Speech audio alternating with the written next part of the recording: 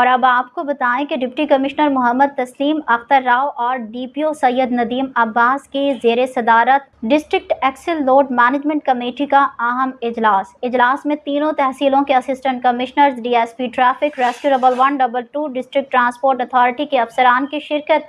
इस मौके पर Punjab patrolling, highway, motor vehicle examiner और सिविल डिफेंस ऑफिसर समेत दीगर भी मौजूद।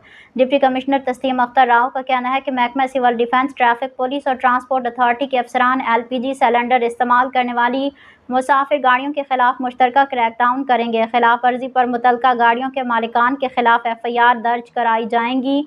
गाड़ियों से सिलेंडर्स उतार कर उन्हें बहक़ सरकार जब्त कर लिया जाएगा। ट्रांसपोर्ट अथॉरिटी और महकमा एक्साइज ड्राइवर हजरात को एक्सेल लोड मैनेजमेंट प्लान से मुतालिक आगाही फराहम करेंगे। ओवरलोडिंग रिक्शों और बसों की छतों पर सवार करने वाले ट्रांसपोर्टर्स के खिलाफ सख्त एक्शन लिया जाए।